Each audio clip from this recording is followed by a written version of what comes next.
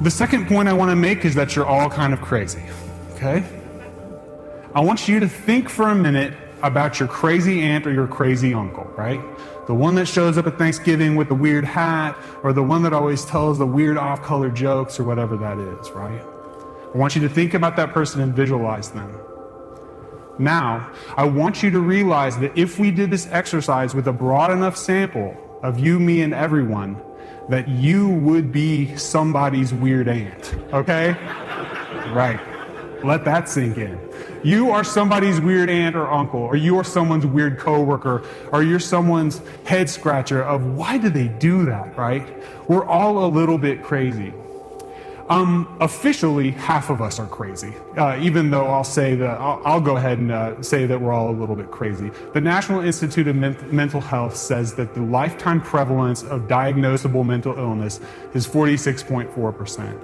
But this is just the stuff that gets labeled, diagnosed, and a prescription written for. This is not sort of the everyday crazy that you and I are. Okay? But it turns out that being crazy like you and I are isn't all bad, because crazy has a lot of upside, okay?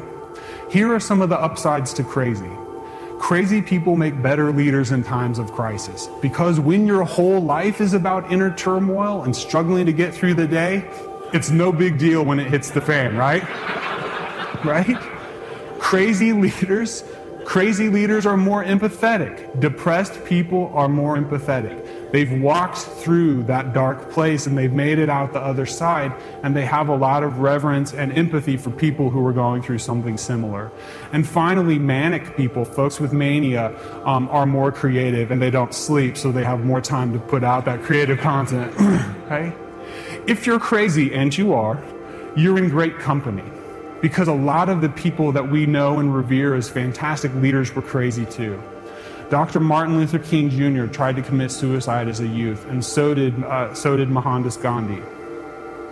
Abraham Lincoln's struggles with depression are well documented, and I believe that it is his soul and his having been through so much that made him such a fantastic leader when our country was being ripped apart. My advice to you: fly the crazy flag. Own it, embrace it, stop trying to pass for normal, and understand the little quirks and the little idiosyncrasies that make you you, and understand how they could be a liability in your life, but also how they could be deeply and profoundly beneficial as you go about your life.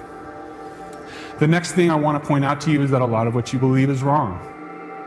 The reason that a lot of what you believe is wrong has already been touched on today.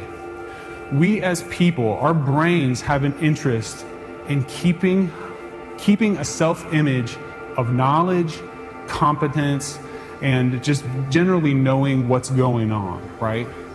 As part of this, we engage in something that's called confirmation bias, which is, once we've made a decision or sort of set our worldview up, we then surround ourselves with people and take in film and literature and other sorts of information that supports our ideas, right? Because we want to feel like we're getting it right.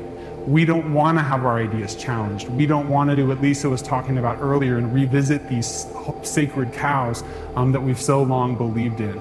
But as a result, we get insulated from the truth sometimes. I want to talk about a famous study called the free choice paradigm here. The free choice paradigm says people pick from six impressionist pieces of artwork, right? And when they choose them, they rank them from their most preferred to their least preferred, 1 through 6. A psychologist then comes up and says, you can take one of these home, but we're out of number 1, we're out of number 2, and we're out of 5 and 6. So you can take home number 3 or number 4, okay? They take home 3, typically, because that's the one they voted was most preferred. And 2 weeks later, the psychologist asks them to come back and ask them which one is their most preferred now. What has happened in almost every instance is the number 3 has now moved to the second slot, and the number 4 painting that was not chosen has moved to the next to last slot.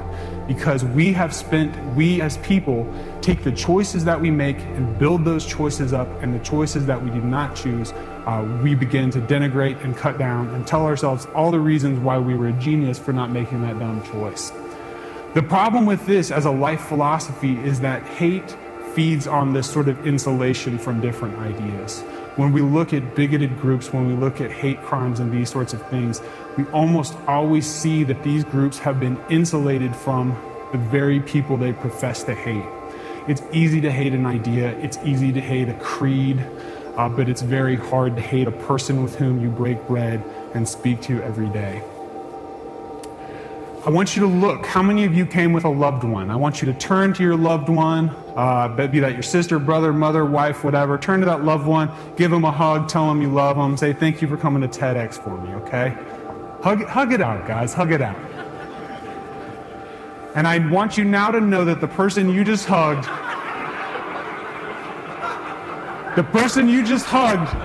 is more likely to kill you than any boogeyman is, okay? In fact, your appendix is more likely to kill you than Al-Qaeda, right? This is because we think we're safe and we're not, right? I lived in Hawaii with my beautiful wife, Katrina, who's here, just a few months after we got married. The first day we were in Hawaii, I flipped on our little sad 12-inch TV, and what was on? Shark Week. And the show that was on was the 10 most dangerous spots to get attacked by a shark, and Hawaii had 3 of the top 10. Guess who didn't get in the water for 4 months in Hawaii, right? I later learned that the odds of a shark attack are 1 in 300 million, whereas the odds of doing something I did every day in Hawaii, taking a bath, the odds of dying in a bathtub are 1 in 2,200. The odds of getting eaten by a shark are 1 in 300 million. As a people, we worry about all the wrong stuff, right? All the stuff that's gonna kill you is boring crap you do every day, right? Driving to work, eating a hamburger, taking a bath, right? This illusion of safety keeps us from engaging with life, okay?